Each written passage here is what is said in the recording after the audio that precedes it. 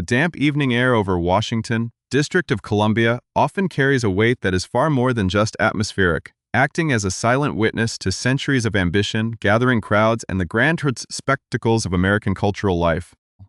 As twilight began to settle over the sprawling green expanse of the National Mall, thousands of visitors and curious onlookers found themselves wandering through the heavily publicized avenues of the Great American State Fair. It was envisioned as a monumental celebration, an expansive tapestry of regional pride, midways, and high-energy musical showcases designed to capture a definitive moment of national unity under the banner of the Freedom 250 concert series. Banners fluttered against the backdrop of historic monuments, and the neon lights of amusement rides cast long, shifting shadows across the grass, creating an artificial warmth that masked a growing sense of unease behind the scenes. For weeks, this specific gathering had been the focus of intense public scrutiny, transforming from a highly anticipated summer highlight into a lightning rod for cultural debate and widespread skepticism. The public had been watching the lineup dissolve day by day as prominent artists, one after another, quietly or loudly removed their names from the promotional materials, leaving a gaping void where a star-studded festival was supposed to stand. Yet, amidst the cascading cancellations and the mounting pressure from critics and media outlets alike, a singular, defiant figure remained anchored to the marquee, promising to deliver a show that would defy the surrounding chaos. This lingering presence created a peculiar kind of magnetism, drawing a diverse crowd of die-hard nostalgics, ironists, and casual fairgoers who were eager to see how a singular pop culture icon would handle the weight of an entire festival sequence resting squarely on his shoulders. If you find yourself captivated by these bizarre turns in modern entertainment and want to ensure you never miss the deep, behind-the-scenes stories that shape our cultural landscape, take a brief moment right now to hit the subscribe button and turn on notifications for this channel. As the scheduled hour for the performance drew closer, the atmosphere on the grounds shifted from festive anticipation to a strange, suspended state of waiting, where the ambient noise of the fair seemed to hum with unanswered questions. The stage itself stood as a massive, silent monument of steel and aluminum, its complex lighting rigs hanging dark against the darkening sky, while sound technicians moved with a noticeable lack of urgency. Security personnel lined the barricades, checking their watches, and looking up toward a sky that remained stubbornly calm, offering no immediate hints of the dramatic turn of events that was about to unfold in the digital sphere. Rumors began to ripple through the crowd like a sudden breeze, passing from phone to phone as onlookers refreshed their social media feeds, searching for any official updates that might explain the prolonged delay and the lack of activity on the main platform. It was a scene defined by a profound contrast between the grand scale of the physical preparation and the sudden, total paralysis of the actual event, leaving hundreds of people standing in place, caught between the desire to witness a rare spectacle and the growing realization that they might be participating in a historic misfire. The contrast was made sharper by the memory of the artist's bold declarations just a month prior, when he had publicly brushed aside the gathering storm of controversy with the casual confidence of someone who had survived the volatile peaks and valleys of the music industry for over 3 decades. He had framed his participation not as a statement or a compromise, but as a pure, unfiltered commitment to the concept of entertainment, asserting that melodies and rhythms existed entirely to bridge divides and foster shared moments of joy regardless of the surrounding noise.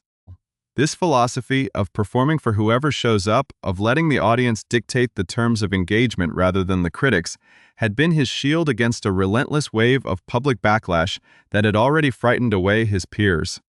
Yet, as the digital clock ticked closer to the designated showtime, the reality on the ground began to diverge sharply from those idealistic declarations of artistic endurance, hinting at a much deeper complication than a simple logistical delay.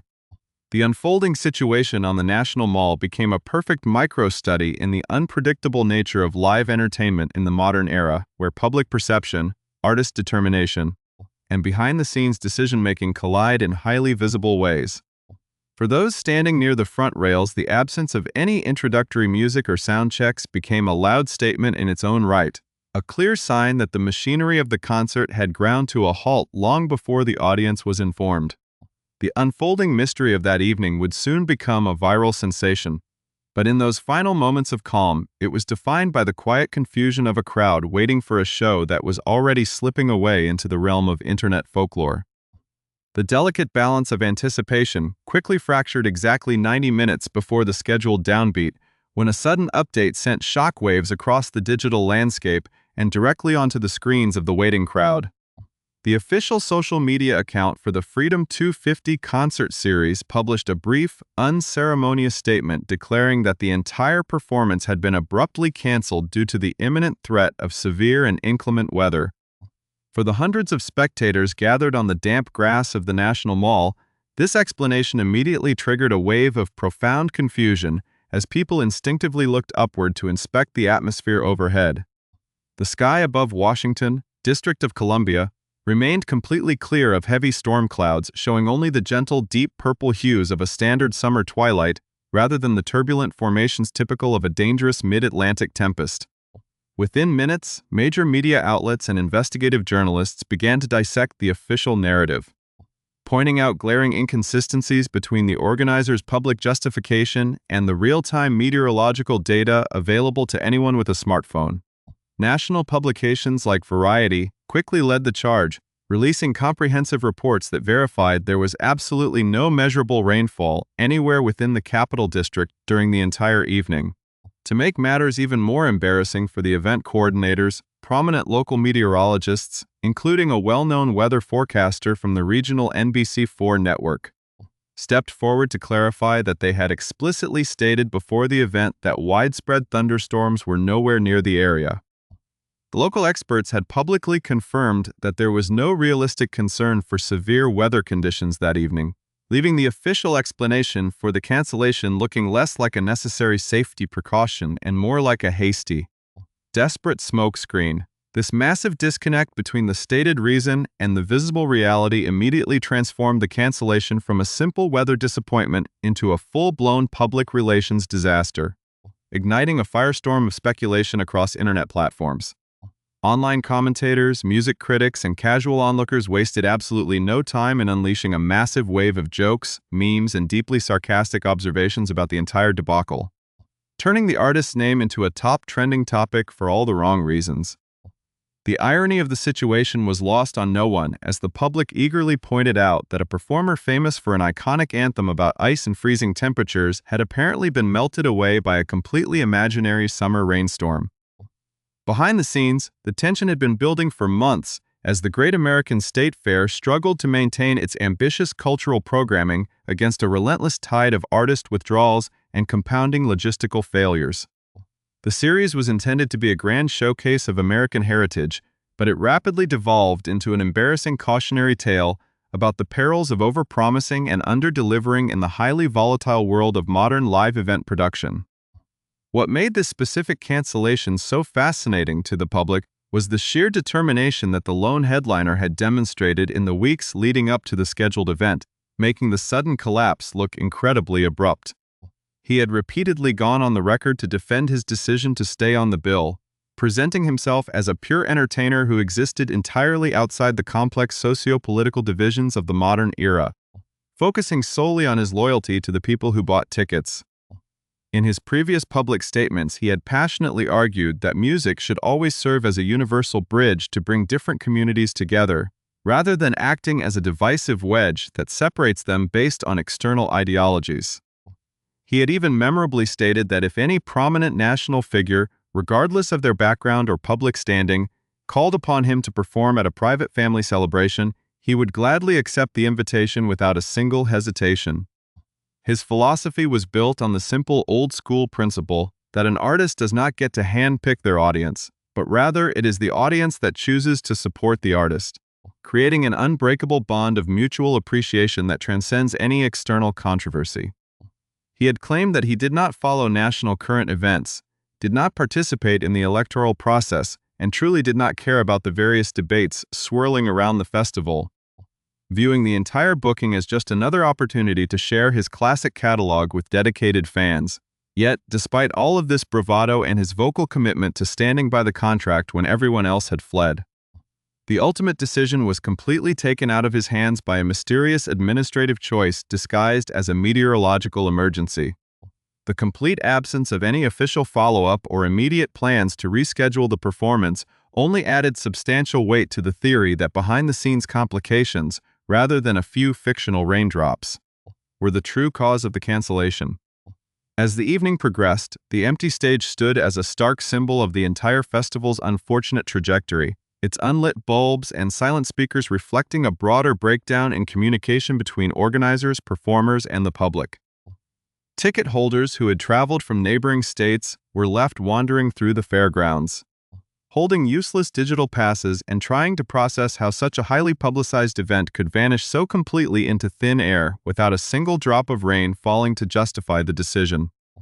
The unfolding drama highlighted a growing trend in the entertainment industry where the fragile mechanics of large-scale events are instantly exposed to millions of critical eyes the moment something goes wrong behind the curtain. The silence from both the artists' camp and the fair coordinators in the immediate aftermath of the announcement spoke volumes, creating an information vacuum that the internet was more than happy to fill with endless theories and sharp-witted humor. It became increasingly clear to everyone watching the situation unfold that the story of this non-existent concert was rapidly becoming far more memorable and culturally significant than the actual musical performance ever could have been, cementing its place in the annals of modern pop culture ironies. The lingering silence over the National Mall in the days following the sudden cancellation spoke far louder than any official press release ever could, leaving a trail of unanswered questions that stretched across the entire entertainment landscape. This bizarre incident marked yet another surreal chapter in the long, deeply fascinating journey of Robert Van Winkle, the man known universally to global pop culture as Vanilla Ice. To truly understand why this specific cancellation resonated so deeply with the public, one must look back at the incredible trajectory of his career. A roller coaster ride of unprecedented peaks and steep valleys that mirrors the volatile nature of fame itself. Rising to absolute superstarhood in the early 90s, he achieved what few artists had ever done before, weaponizing a singular, infectious bass line and an unforgettable hook to propel his debut record to the absolute top of the global charts. For a brief, intense moment in time, he was one of the most visible cultural figures on the planet, defining an entire era of fashion, dance, and commercial music before the inevitable tides of public taste shifted dramatically beneath his feet. When the initial wave of massive commercial success began to recede, many industry experts assumed he would fade quietly into the background of nostalgic trivia, becoming a footnote in the history of late 20th century pop music. Instead, he demonstrated a remarkable, almost stubborn resilience, continuously reinventing his career through reality television, home renovation showcases, and relentless touring schedules that brought him face-to-face with generations of fans. This decades-long journey developed in him a unique survival instinct, a perspective that explains his willingness to remain on the marquee of the controversial festival when almost every other contemporary performer chose to distance themselves completely. He had survived the harshest critiques the industry could throw at him, so a wave of internet backlash regarding a festival lineup was something he felt uniquely equipped to handle with a casual shrug of his shoulders. His public defense of the gig reflected a mindset forged through years of playing every conceivable venue, from massive sports arenas to small county fairs, where the primary objective was always just to entertain whoever happened to be standing in front of the stage. This perspective, while fiercely independent, ultimately collided with the harsh realities of modern event coordination, where corporate anxieties, logistical missteps, and public relations concerns often override an individual performer's determination to put on a show. The ultimate significance of this non-event extends far beyond a missed opportunity to hear a classic 90s anthem performed live in the nation's capital, serving as a powerful case study in the extreme fragility of modern cultural spectacles. It highlighted how easily a major, heavily funded event can crumble from within when the narrative surrounding it becomes too heavy for the organizers to carry, leading to desperate measures like fabricating a meteorological crisis. The total silence from his management team regarding any future makeup dates or rescheduled performances in the immediate aftermath served as a tacit acknowledgement that this specific chapter was officially closed, leaving the public to sort through the comedic wreckage. For the casual observers and internet historians who tracked the saga from its initial announcement to its quiet, dry conclusion, the story became a perfect parable about the nature of modern celebrity and the unpredictability of live entertainment. It proved that in the digital age, a brilliantly ironic failure can often capture the public imagination far more effectively than a standard successful performance. ensuring that the concert that never happened would be remembered for years to come. As the temporary stages were slowly disassembled and the heavy equipment trucks rolled away from the National Mall, the Great American State Fair moved forward, forever marked by the memory of the night when the music stopped before it even had a chance to begin. The empty space left on the lawn became a monument to a wild week of cultural discourse, a reminder of an artist who was entirely ready to party with America, but was ultimately left out in the non-existent rain by a world he claimed he didn't even care to follow. Ultimately, the great debacle of the Phantom Storm reminded everyone that in the unpredictable world of show business, the most memorable moments are often the ones that were never written into the script, leaving an indelible mark on the cultural history of the city. The legend of the missing thunderstorm will continue to circulate as a classic warning to promoters and a badge of honor for the fans who stood in the clear night air, waiting for an icy performance that was frozen out by its own surrounding chaos.